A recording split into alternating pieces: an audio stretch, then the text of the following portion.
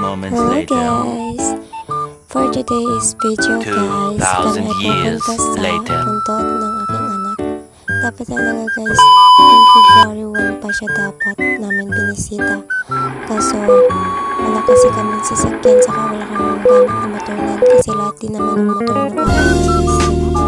Kaya guys, ang tagal namin bago nadalaw, kaya ito, tatalawin namin ngayon. Ayan guys, so, nasa baba na kami, inantay namin sila loading. Fast forward ko na guys, nandito na kami sa sa Mantario. Nilalakad na kami dyan guys. Sobrang init nga lang guys. Ayan o. Napayungan sila kasi grabe talaga yung init dyan guys.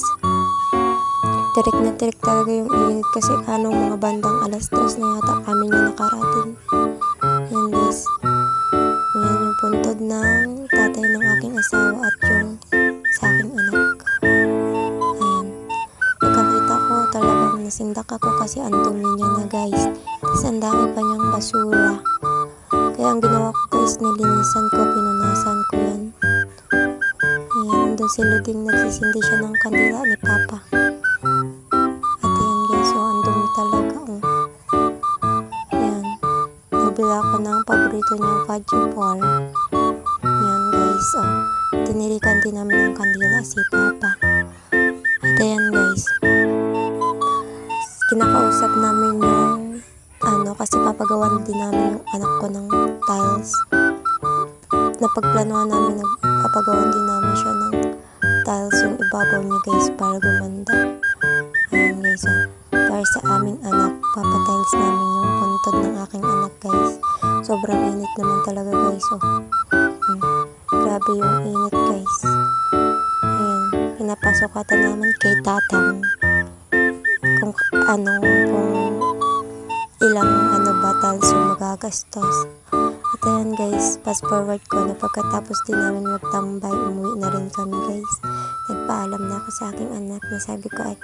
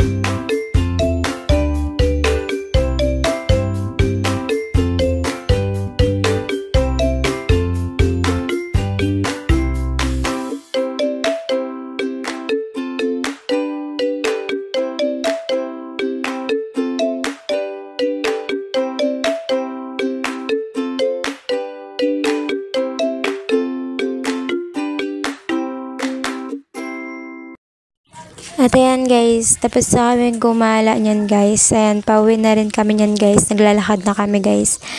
Bibili rin kami guys ng ulam. Saka dumiretso kami dito, bumili kami ng short ng aking anak.